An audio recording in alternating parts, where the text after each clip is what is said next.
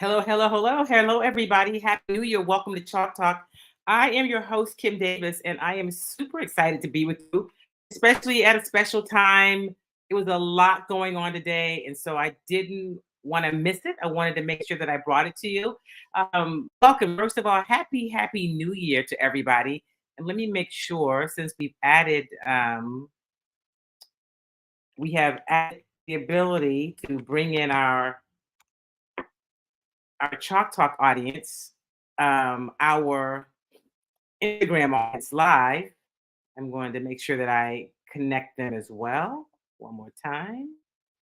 Let's do this. And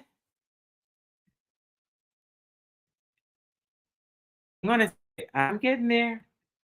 It's a whole new thing that we're doing. All right. So anyway, I am excited to have you with me. Yes, Jonathan Joseph is going to join us today. He's going to join us a couple of weeks ago. Something came up and he made himself available this afternoon. So I appreciate that about him. It will be great for him to be a part of today's show. He will be able to add a lot about what's happening with this Houston Texans team and even about what's happening to the Rockets and just sports in general. Last night, the college football championship participants were set. And, so listen, we're excited about that. Hang on a second. I'm still trying to bring in our audience from Instagram. Okay. And I think they're here. I'm not really sure, but we're going to go on with the show anyway, and hopefully they will be joining us on this live stream. All right, so listen, I'm going to make sure you guys hear me okay. Hello, sister. Happy New Year to my sister Sylvia. I hope that you're feeling better. She's been a little under the weather, so I'm going to say all of like I always do. Make sure that you are taking good care of yourself. It's a new year. It's a new day. We got a lot of work to do. Welcome to Chalk Talk. As always, I want to give a shout out to the people who help us do this show each and every week. Those are the people who've been supporting us. For instance, our good friends over at I Love Jinka. As we start 2024, make sure that Jinka is a part of your arsenal, right? You can get the paste, you can get the vegan capsules. You want to have it in your life. And if you happen to be in Southeast Texas, you can pick it up in the store at HEB. If not, you can get it online at ilovejinka.com. But here is where you find it if you're going to an HEB. Here at HEB in the Healthy Living Department of Probiotics, you can find Jinka 7 days a week. Yeah. Look at a lot of Jinka sale. Look at that. Jinka. I love Jinka. All right, that's where you can find it. And of course, don't forget about your Kimmy treats. It's a great time to add Kimmy treats to your life, especially if you're starting a new year and you're saying, you know what, I like snacks, but I want something a little healthier. Well, you need some Kimmy treats. Now, the popcorn is a healthy snack, the vegan popcorn. The Kimmy bars are just really good. And of course, the body butter is good for your body. Kimmy treats are good for you inside and out. You can get them at Sunshine's Vegetarian Deli if you're in Houston, or you can get them online at kimmytreats.com.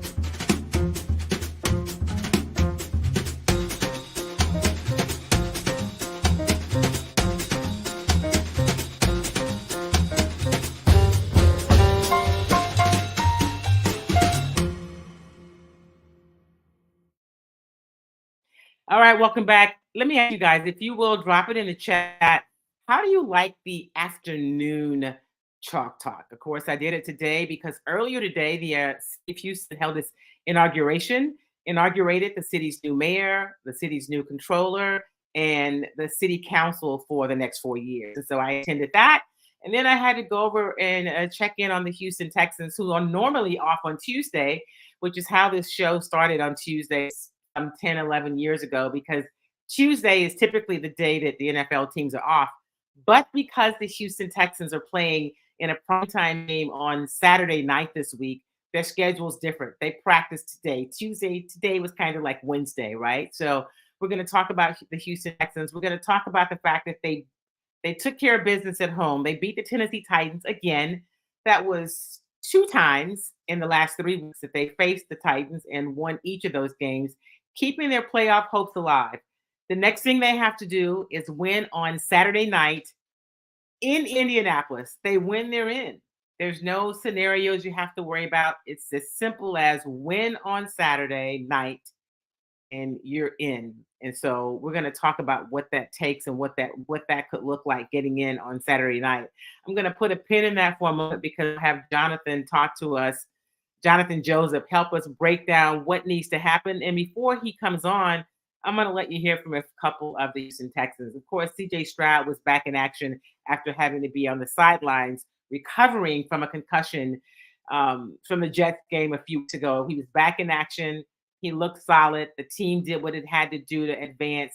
Here is CJ Stroud. Now, this will be the second time that this Houston Texans team will face the Colts this season. They're division rivals, so they play division opponents twice a year. They played the Colts earlier in the year, the second game of the season. Both teams are really very different teams now than they were in week 2. And CJ Stroud talked about really where he's grown, what his growth is from that second game of the season to now. And he actually gave an example of how he's grown. Here's Texans quarterback CJ Stroud. We were playing actually with the Colts week 2, and we were probably plus 25, around 25, 30 yard line, and we called not really a shot, but like a 4 vertical look. And they did a good job by carrying the safeties with the vertical seams, and I had Metch, I was looking to the right and I went left, and I had Metch in the flat, and I didn't take it, and I tried to hit the check down was there too. I didn't take it, and I ran, I got hit, and I threw it away.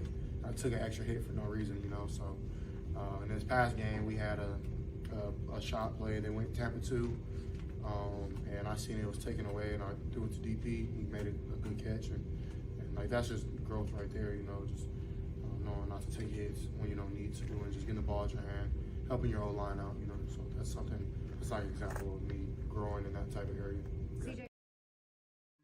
So I know there was a little bit of football terminology. It's kind of you're like, what? But the key is he's learned how to take that underneath play, not take the hit, even though he didn't, there was not a turnover. He threw the ball away, but like he said, he took an unnecessary hit.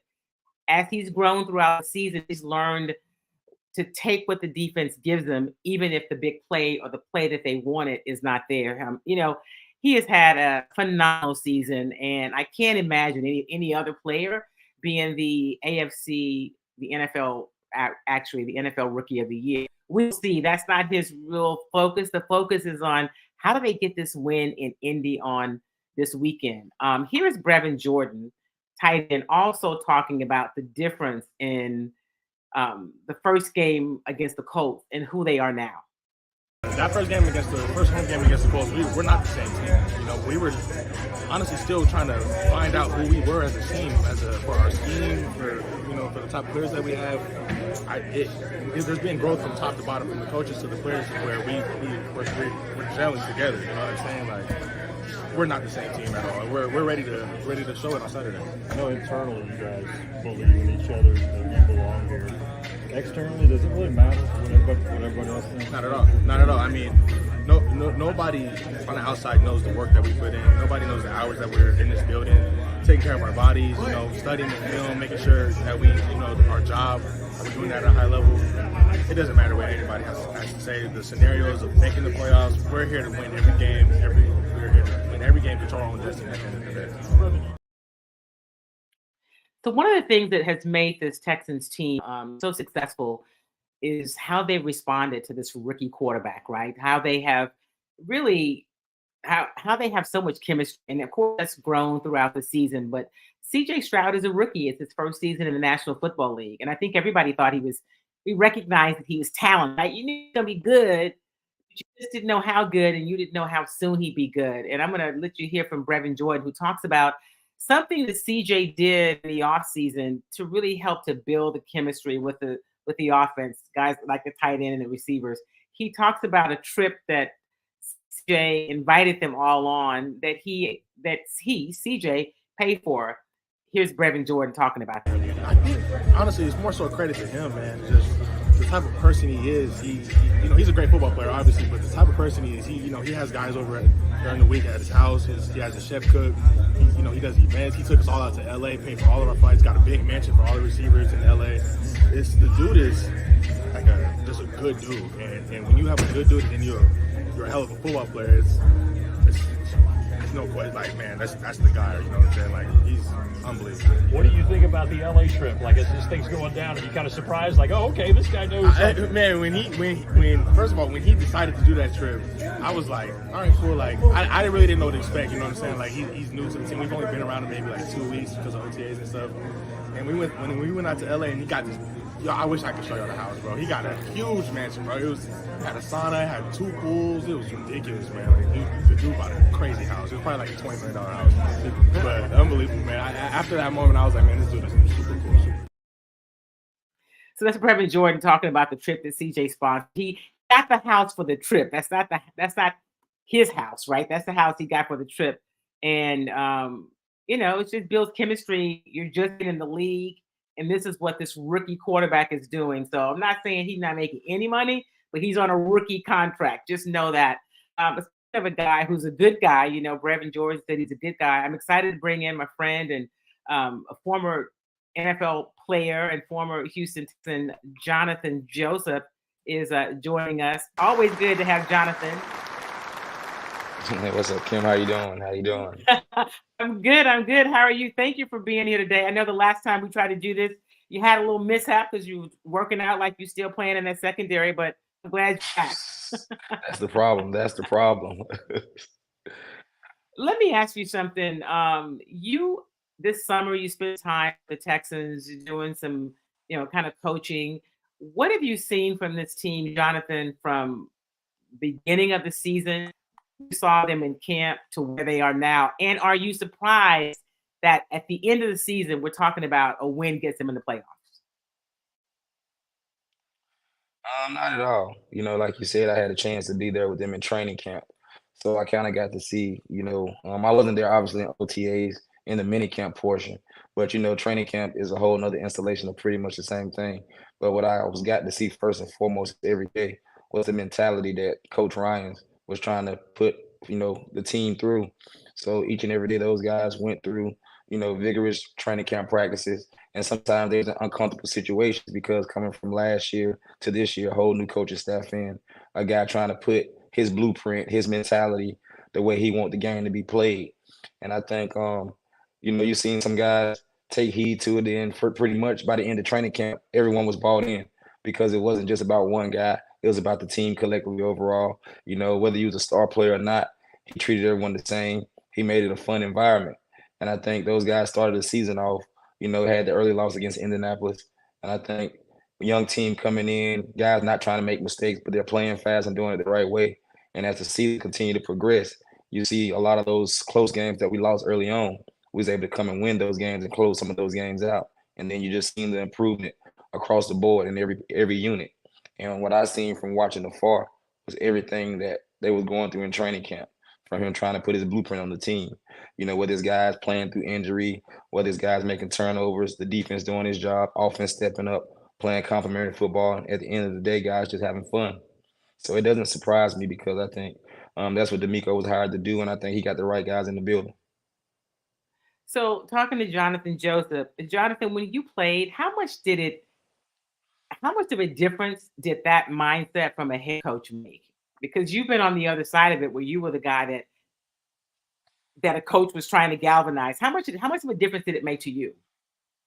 It makes a difference because, I was in Cincinnati. I remember with Marvin Lewis.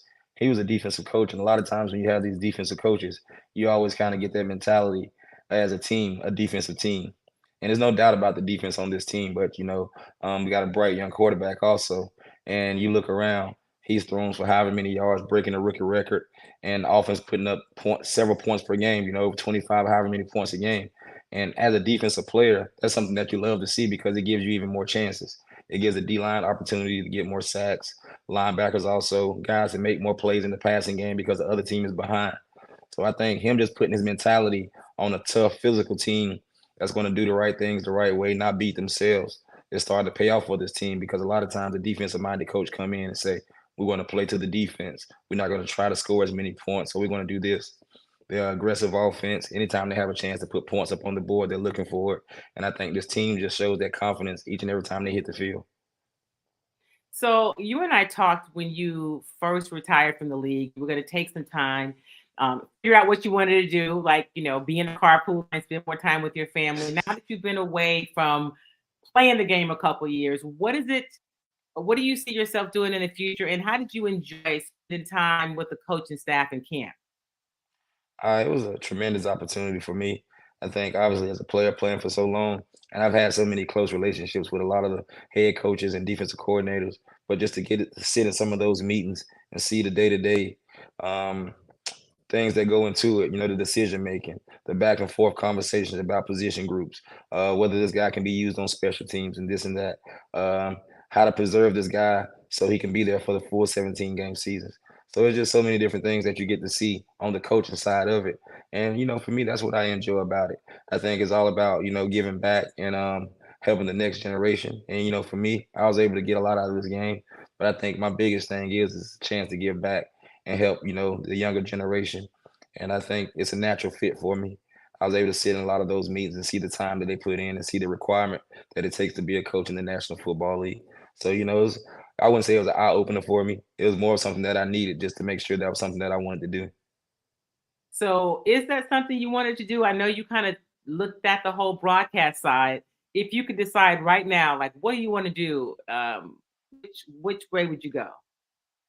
Coaching for sure. I think coaching is a natural fit for me. I think I enjoy it. I always did it when I was playing, but I enjoy seeing guys get the most out of their career, out of their abilities, and just trying to be a helping hand. That's what I enjoy most about, the chance of even becoming a coach. Because when I was a player, that's what I enjoyed. When I had a first round pick, whether it was Kevin Johnson or a guy like AJ Bouye that was undrafted, just trying to get those guys to, maximum peak and maximize their abilities. So it's just been a natural thing for me, or no different when I got here with Kareem Jackson, just trying to help him along the way and be a teammate. So you get to kind of build, like not necessarily a coach, but at the same time, trying to help him out, but keep that respect level there. And I think that's a big part of coaching, being able to push a guy hard, but at the same time, have a respect level, between the two of you. What has been the biggest adjustment for you not playing every day? I'm always talking to people about how life away from the game is different because it's what you've been doing for so long. What's been your biggest adjustment, or what's been the biggest change for you? I'd say just routine. I think for playing for so long, you either go back to high school. I have an oldest son that's in college and high school, and when they play in sports, it's all the same. They're on the schedule as well. You don't pay too much attention to it when you're young because you're just going about your business. But the older you get, you start to see this is pretty much year round and around the clock, and you kind of get accustomed to that. And obviously, once you're done playing football, you have a lot of free time to yourself. So it's things that you think, man, I want to do this, I want to do that. And certain things catch your interest, and some things, that you thought you would be interested in, you're not so interested in. And, for me, that was the biggest thing, just adjusting to the schedule, having so much free time and just, figuring out what you want to do next. Because most of us, obviously, I played for a long time. I already played 15 years, and I'm now just approaching 40, but that's still really young in, adulthood. Yeah. It is still really young. I mean, you talk about being retired. Clearly, you've got a lot left in the tank, right? And a lot of stuff to do. Before we go back to talking about the Texans, one of the things we also talked about, Jonathan, is how when players come into the league, they don't often have a foundation or a background of really knowing about running a business, right? Because that's what you are as a ball player. You are the business. You want to do that, retire, be okay, be able to still take care of your family. Do you ever talk to younger players or give them advice? What do you say to people about how to prepare to be okay for life after football, to where you can take your time and figure out what you want to do next? Just surrounding yourself with the right people. I think there's so much that comes to these young guys, when you're young, when you're 20, 21, obviously coming into a lot of money or just, the fame of the NFL. It's a lot that's going on, and it's a lot to take in and handle also. So I think the more you surround yourself with the right people where you're able to lean on those people and get the right advice. But at the same time, you have to learn yourself, along the process because, you know, the NFL stands for not for long. So eventually, at any given moment, you can be out of the league, and now you're approaching a whole different life. You know, challenges because you've been doing football for so long. So I think it's about approaching the game the right way and putting the right people around you, and just listening to guys that came before you that's able to give back the advice. That's helpful. Some guys telling you, "Hey, I did it this way. That didn't really work out so much. You should try this." Right. Or, "Hey, don't do this as much. Do that." So I think it's just about, being a sounding board, and just for those guys just being around the right people. I think the NFL is doing a great job of having legends come back around from former teams, and putting those guys in places, incorporating them, letting them be around the team a little bit more so guys can have those conversations. Obviously the NFLPA and those guys try to do as much as they can, but I still think, it's more so about the former players being in touch with those guys because we live through the same experiences as those guys.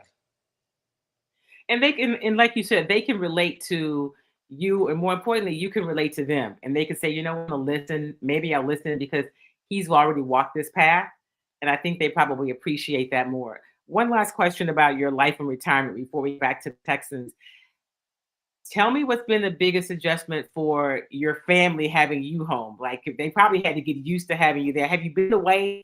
Do they have to kind of say, okay, no, dad, no, honey, we do this way? Yeah, for sure. I think that's what you have to get adjusted to because a lot of time when you're playing football, you're not there. You come in the afternoon and the day has kind of been set, for the most part, what you have going on. But I think, just coming back and making your presence being felt, being around your kids, being able to spend more time and see, more activities that they're involved in and just see them more day to day.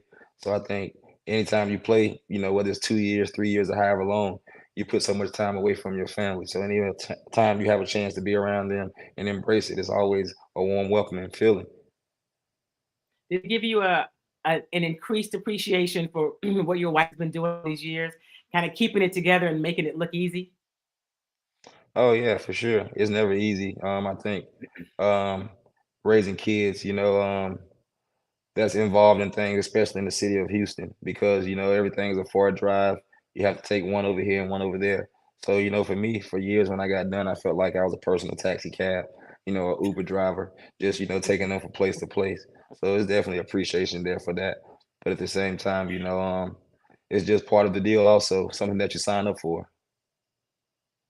I'm talking with Jonathan Joseph, and when you say 15 years, I don't know if people realize how extraordinary that is, right?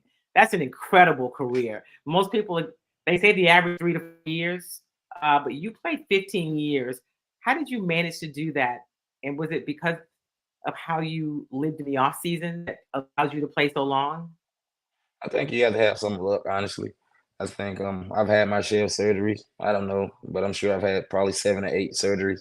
Luckily, in the off Wow. season, where I haven't been able to miss so much time. But I think the biggest thing also is when you have those surgeries or knick-knack injuries, you just have to put the time into, trying to rehab and do things to prevent those injuries from coming back. And for me, it was always about putting time in the training room and putting time into my body. Using the off season also as a chance just to let the body calm down and rest. Early in my career, I never would give my body as much a break. So I had about 3 foot. I broke my foot 3 years back to back, pretty much. And I kind of figured it out that I just can't go all year like a machine. I have to take some time Right. off and rest. But when it's time to hit the button, you have to hit the button and be full throttle. And I think as the player get older and start to mature, he figure out, you know, when he needs to be going and dialing it up. Like it does anybody any good to come into OTAs or mini camp at 100%. Those are the times where you're getting your body back into shape, you're learning things, and you're working your way up. By the time you get to those sessions with the coaching sessions, the on-field sessions, now you have your body in a groove where you can work the techniques and go and compete against each other. Then once you go back for that last break month or so, that's when you're coming back and when you're going full throttle because now you're preparing for the full season and you're getting the last little kinks and tweaks out because you pretty much don't have a break until the end of the season. I'm talking with Jonathan Joseph. We're talking about a little bit about life as retirement. You mentioned a guy earlier. You talked about Green Jackson. How about somebody coming full circle now back with the Texans as a veteran here to try to help some of these young guys in the secondary? Primarily a guy I would imagine like a Jalen Petrie. What can Kareem? What does a guy like Kareem Jackson at this point in his career mean to this young secondary? I think at a moment like this in the season, or just off the field things, or just the way to see the game. He's played corner before, he's played nickelback before, and he's played safety. So he's played all three positions back there. He's played dime. So he's a real valuable guy because he can talk to pretty much every guy in the room and have an answer for that guy. But at the same time, it's a lot of ups and downs in the season. Um, you could talk to a guy, like Jalen Petrie. Hey man, what it was like early in your career, when you was getting banged up or when you was doing this. And I think Kareem's a great guy because he's been that guy before. He's had older guys to come do the same for him. No different when he went to Denver. He's able to do that same thing for Justin Simmons. So Jalen Petrie, who had, there was a lot of talk about his struggles in this system. I don't know if it's the year two wall, but talk a little bit about how when systems are different, sometimes players have to make bigger adjustments. We saw it on the offense with Damian Pierce, who has had to find his way, the way this offensive scheme works. Jalen Petrie, who's had to really find his way in the defense. Talk about how much those changes mean, and it's not just a plug and play. Yeah, just because it just depends on really how the scheme is. As an offensive player, it can be a zone scheme, a man run scheme, or different things. And I don't know how much of effect that would have, from runner to runner because I never played running back. But I can obviously clearly see, when it's a zone scheme, a guy has to have a little bit more vision, see the cut back lanes and things like that. But for me on the defensive side, I think, it just depends on the scheme. Just knowing the scheme last year was a little bit more conservative, more true zone coverage. This year, it's a little bit more man principles, a little bit more aggressive attacking defense. And I think as a player, you just have to find your way, how you fit into that defense. Sometimes when you get drafted to a team, they build the defense around you. Sometimes you become so great to where they have no choice to build J.J. Watt, where they have no choice to build the defense around Right. you. And I think, it's about just, finding the right, area to where you're not doing too much. You're just doing your job. Because when you could come from another scheme where you was probably the focal point, or a lot of times you was making plays, now you feel like you have to have that same production just to be the same player when you probably don't be asked to do as much, but still be as effective in the next system. So it's one of those things to where, like you said, a veteran guy can come in and talk to a guy and let a guy see where he's still highly important without maybe making all the splash plays. More so when it's your chance to make the play, just simple it down and things like that. You mentioned a guy named J.J. Watt. I'm going to ask you about another one of the former teammates in Andre Johnson, who's a finalist for the Hall of Fame. And so I know there's some people who will say, oh, Kim, you think he should be because he played for the Texans and you're biased. And I can give you a ton of reasons why I think he should be in the Hall of Fame. And I hope he gets in this year. You played with and played across from him. Talk about Andre Johnson, what he meant for this Texans team, and why you think he should be in the Hall of Fame. I think a Hall of Fame player is obviously generational talent, but has to produce over a long period of time in the NFL. Has to be, have the Pro Bowls, have the accolades. Obviously, several records to his name, but just the respect and what he means to the organization. That itself alone speaks volumes. Because as a player, the film, the tape, the game footage never lies. Before I got to Houston, we played him when I was in Cincinnati. And I pretty much remember the whole game plan. I was looking at the D coordinator, was like, is this all you're going to call? And it pretty much was roll coverage. It was roll 80, which means whatever side Andre Johnson on, we're playing cover 2, trying to disrupt him and keep the ball out of his hands. And when you have a guy like that that's able to affect and adjust the game, that's what you kind of see as a guy that's a legit Hall of Famer. So hopefully he gets in. He's on the ballot with some other guys, and I would say that he's the only guy on this ballot as a finalist did not play with a Hall of Fame quarterback, but that's for the voters. We'll see what they decide.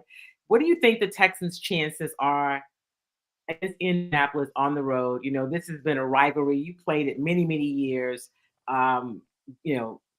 Their backup quarterback has been, Gardner has played well to get them to this point. Jonathan Taylor, the running back, who's a whole different guy to cover than Derrick Henry was last week. But what are the Texans' chances in your mind. And I will tell you, I was just looking. The early line has the Texans as a 1 point, a 1 point, I think which is it'd be no basically like different than pick 'em. any. Right, for sure. It's definitely a pick 'em. You look at the game early in the year, it pretty much, came down to a few plays here and there, right down to the end, if I remember correctly.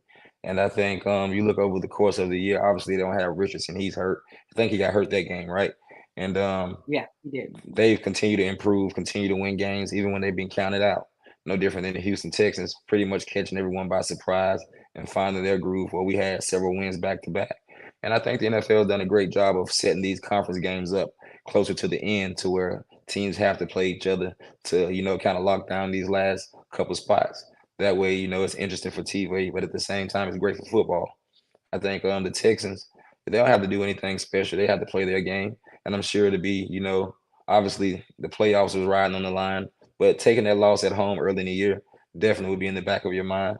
So there's a lot of different motivations for this team to go out and play well. And I don't think that, head coach that I know, and I've been with them on the field before, he'll have them pumped up the right way. They'll be even keel, won't be too fired up. I think they'll be clicking on all cylinders. Obviously, having CJ back is nothing like having your franchise quarterback because it takes the pressure off everybody else in the building. I think you're right. And one of the things that DeMeco talks about every week. I mean, obviously, he knows the importance of the game, but he said at the end of the day, if we don't execute, it doesn't matter how important the game is. We've got to do the same things we do when we're successful. We've got to play clean. We got to play clean, not shoot ourselves in the foot. And that he teaches that, he preaches that, and that's what he tells his players. Because if they get super hyped about prime time, this could be the game. I mean, obviously they're going to be motivated. I mean, your guys are competitors. There's no way they go in that game and they're not motivated. But giving them confidence of leadership, I think, is a huge key and should be helpful for them when they go into Indy on Saturday night. Oh, absolutely. You watch closely, even when, it's a few bad plays here or there, or maybe we're down 7 to 10 points. It's never, guys on the sideline pouting or guys on the sideline with the look of defeat on their face. It's always about on to the next play and, understanding how much time is left in the game, how many more opportunities we have, what situation it is. Hey, defense, I need you to go out and make a stop. Special teams, I need a turnover or a big kick from Kynie or a big punting down inside the 10 or 20, whatever it may be, to swing the field. So I think it's just a team being situational where head coach leading the pack.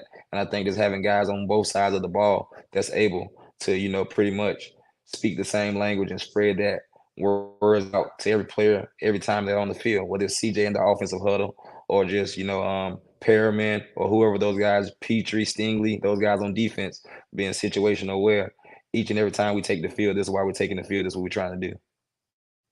And before I let you go, I'm going to put you on the spot a little bit.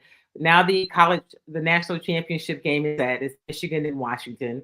I know people were pulling for at least the NCAA and probably the network for it to be Alabama and Texas. Who you picking, and tell me why in the college football championship? I'm gonna go with Washington. I think their quarterback's up there really special. I think you seen some of it last night. I think they've been improving since last year when they started to catch people by storm. When they started to see a lot of the highlights on TV, and you're like, who is this guy up here throwing this ball with this left hand that can just flick it 60, 70 yards? And I think they've been able to, build a complete team around him. You look at their defense yesterday, the defense was humming. I think they have a tough-minded team just with the head coach's background and the staff he's put together. So, if I had to take my pick, I think it'd be Washington. But it definitely won't be an easy game because you look at what Michigan was able to go out there and do, to Alabama. So I think it's one that's great for college football. You obviously don't have, like everybody say, every year SEC team that's going to be the winner or this and that. So it's going to be, a new crown this year coming up in college football. So I think everybody has a chance to go out and watch and enjoy it. It should be interesting.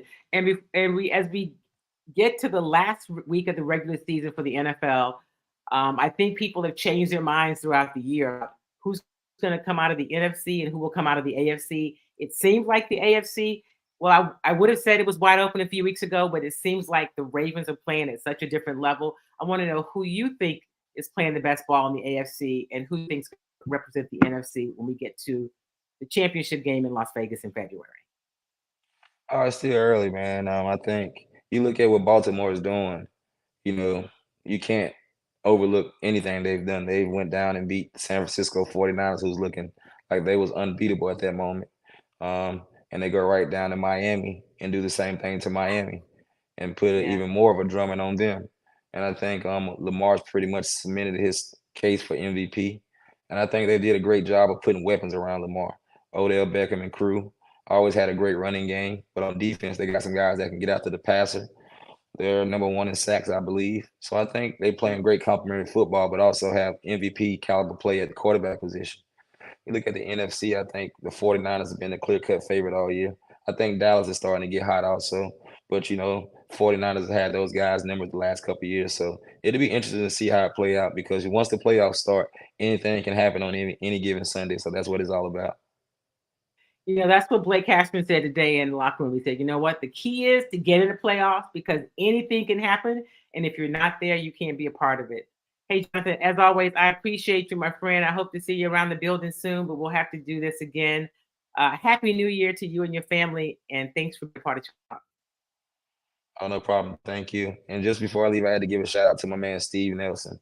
Him and Cashman and Christian Harrison, those guys are playing lights out ball. But Steve's been playing unsung hero ball all year. That's been a reliable force in there, so I had to give him some love. If he had not gotten injured, I think people will be talking about him as a Pro Bowler. They still might because he has been playing lights out. You're absolutely right. Absolutely. All right. Thanks, all right, Jonathan. I'll see you soon. Thank you, my friend. Thank you. All right, that's Jonathan Joseph. I'm going to call him a legend. He's a legend to me. He's a friend. He was always a friend when I was covering the team, and I'm glad that he still makes himself available. So listen, we're talking about the Texans, what it's going to take for them on this weekend. I want to also let you hear from I want to talk about Houston Rockets before we get out of here, right? We are talking about the Texans. I've got to hop over and talk a little bit about what's happening in the NBA. Rockets had lost 3 games in a row. Their defense had not been serving them well. They played the Detroit Pistons last night at home. And you can say, look, Kim, the Detroit Pistons just, broke a record for the most losses, in a row. Or, they've lost, 27 in a row, 26. It was a lot. They lost a lot of games and were breaking the wrong kind of records. But those are the teams that can really get you when you're struggling. So they won home last night and won convincingly. They put up some big numbers. And yes, it was against the Pistons, but you still have to go out and play. So here is last night. Here is Rockets coach Ime Udoka talking about what he said to his team at the half, especially to Alperen Sengun, who was playing okay in the first half, but was not having a great first half. They were up by only a few points, and he felt like it wasn't good enough. So here's Ime talking about what he said to his team at halftime. I specifically told him to keep it simple and stop searching for fouls and just play. That's what I said to him, but I think he was just a little sloppy in the first half, honestly. Sometimes I think Durant had a foul in the first quarter and he started searching for that instead of just playing. So, missed a lot of easy things in the first half, and then third quarter settled down and got extra aggressive, but wanted to just play instead of worrying about the other things. Is that a measure of progress for he and Jalen to where they can have a game like this without it necessarily being a hot start and an easy roll all along, to be able to turn it around? Yeah, especially when you see some easy things that you missed in the first half and you kind of reassess at halftime. And I think Thiago was talking to him quite a bit too, but we felt we had favorable matchups, and like I said, he got caught up in some of the other stuff instead of just worrying about playing. So good to see him bounce back in that quarter. Obviously, 47-point quarter for us, and it's where we pulled away. So we did on both ends, guarding at 25, and he was a big piece of the 47. So here's the numbers, give you some perspective of what he's talking about. Last night, Alperen Sengun, who's really been playing like the most improved player in the NBA. He's definitely putting up all-star numbers. I'd be surprised if he's not voted in as an all-star. He had 26 points last night, 9 assists, 4 rebounds, and he was 9 of 13 from the field. So it was much better than what how he in the first half. Put the two halves together, and it was a good night for him. Jalen Green, who had been struggling the past month, right? The last 3 games, he scored over 20 points a game. but he'd been struggling to find his shot. He'd been ending the game much of the month of December on the bench in the fourth quarter because he just wasn't getting it done enough, not just offensively, but defensively. Last night he had 22 points. He was 6 of 12 from the field, 5 of 9 from a 3-point range. He had 5 rebounds and 1 assist. Those are very good numbers for Jalen Green. Here's Jalen talking about playing better. And of course, obviously, when you see the ball goes in, it makes it easier to make the next one go. 3 games in a row in the 20s. Are you feeling a difference in your confidence? Yeah, for sure. I mean, when you see the ball going, it's a good feeling. So, that last month was a little bit of a struggle, but I learned from it. I feel like, and hopefully I can keep building. What's different for you? You said you learned, and you just said you're not pressing as much. Yeah, just not pressing and just just taking the open shots, taking what the defense gives me, and knowing that I'm out there to score the ball and make the right plays, make the right read to play defense. So just letting the offense and the flow of the game just come to me. Jalen Green said he is, not pressing as much and letting the game come to him. Okay, before we get out of here, I need to check in on or share something about a situation that I just think is kind of ridiculous, right? So, has anything happened yet? Let me just check to make sure that nothing has happened. So, Texas Southern University has been looking for a football coach. And I'm just making sure that they haven't hired one while I'm on today, because it has been such a, in my opinion, a fiasco. They renewed as coach, all right? So they had a coaching vacancy. Clarence McKinney, he was not renewed. And I'm just trying to see if anything has happened yet. So Clarence McKinney was go, right? So what do? You go out and get another coach. So they interviewed some coaches. There was talk that McNair from Alcorn was going to be the next head coach, and then the drama kind of began. So I can't say if he was definitely offered the job, but he gave up his job and they moved on. And then TSU like, we're not really sure. The Board of Regents wouldn't sign off. They interviewed other coaches. They interviewed Andre Johnson. They interviewed Brett Maxey. Brett Maxey is an alum of Texas Southern University. He played football there. He went on and played in the National Football League for a few teams, the Saints. I know he went to San Francisco. He played for a few teams in the NFL.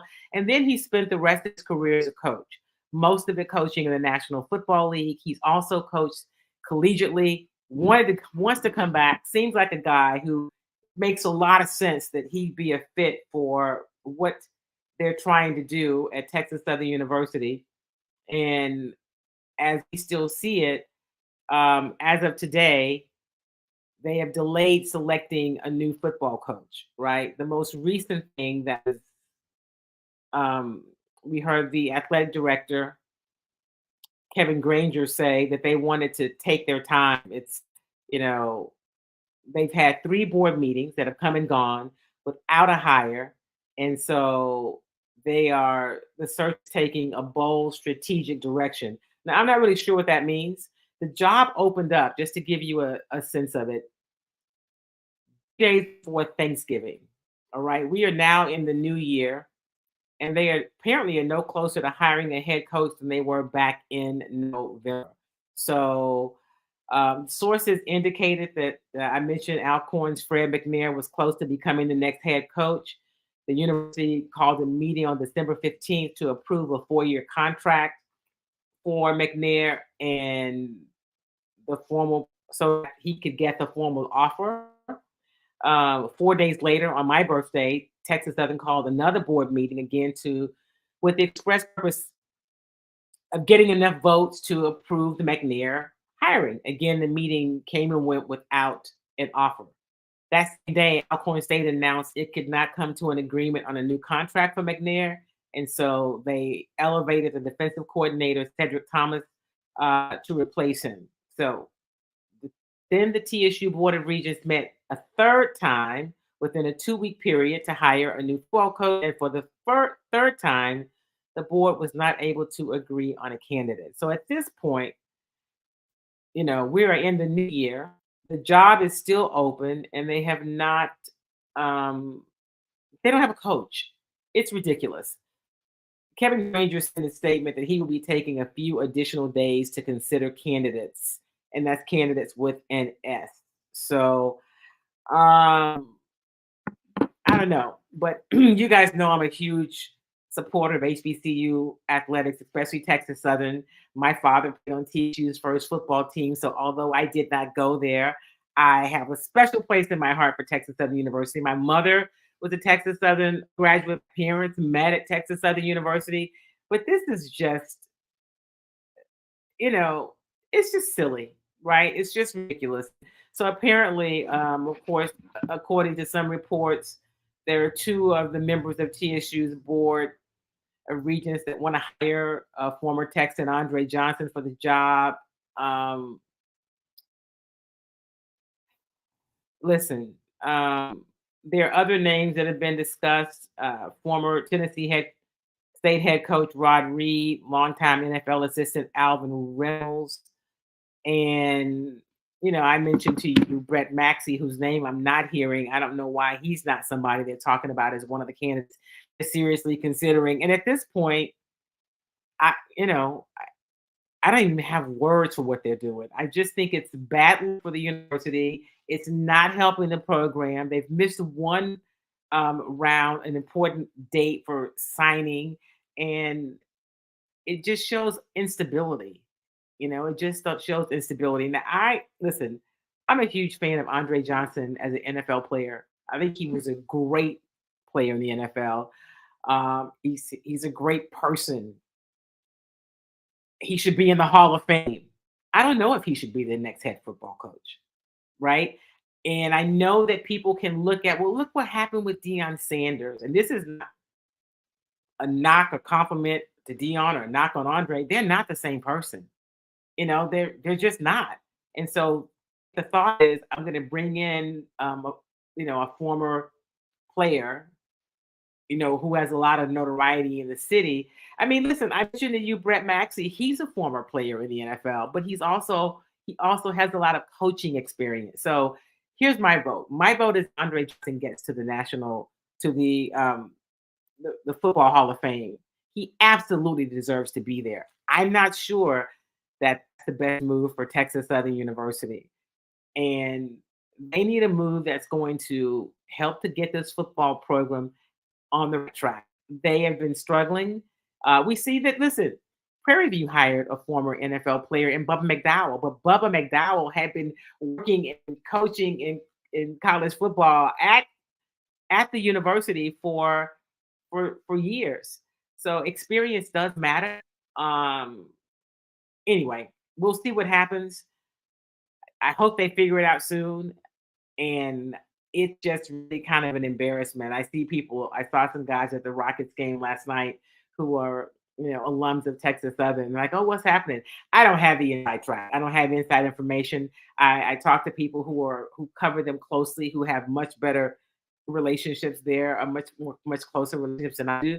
And I talked to Ralph Cooper, who obviously covers Texas Southern University on a whole nother level. So they have they've tabled the decision about hiring a coach again.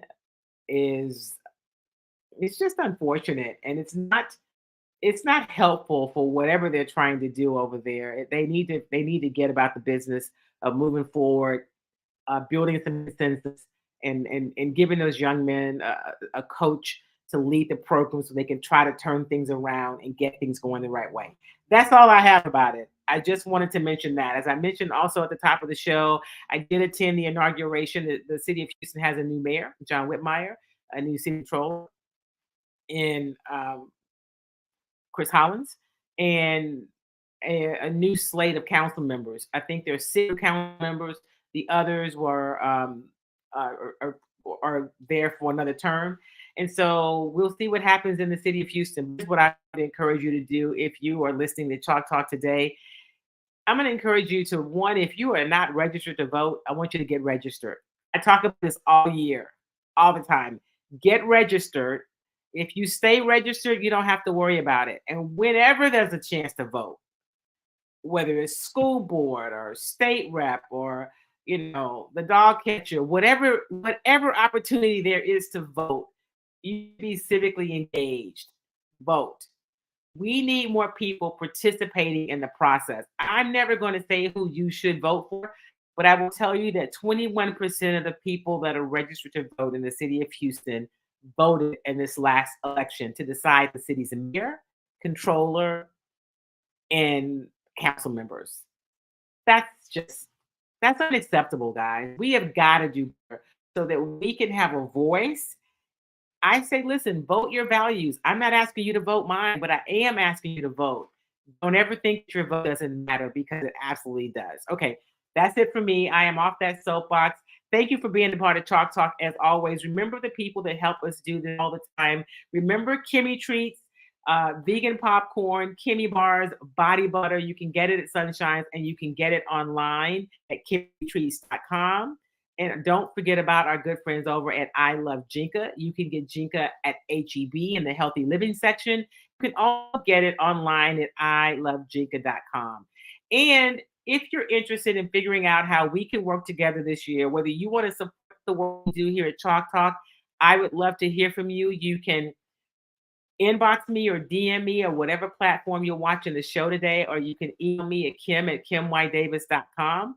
And maybe there's a way that you need some help. Either you need some media training, you're looking for some strategy, some communication strategy for your business. Or maybe you're saying, you know what, Kim, our company had a meeting or an event and we need a speaker. Reach out to me and let's see how we can work together, and let's make 2024 a fantastic year. As always, thank you for being a part of the Chalk Talk tribe. Be sure to share this show with whatever platform you are viewing it on. Just go ahead and share the video. You want to share the video so that we can keep building our tribe and our community. And I look forward to seeing you back here next week on Tuesday, back at our regular time. If you like the afternoon show, the evening show, I'm thinking about adding an additional show. Drop me a note or drop it in the chat and let me know that this is the time that you would like to see Chalk Talk. It's a good time so that you can engage live. And even if you're watching the show on a replay, drop me a note. I'm always interested in hearing from you. Remember, do something kind for yourself and do something kind for somebody else.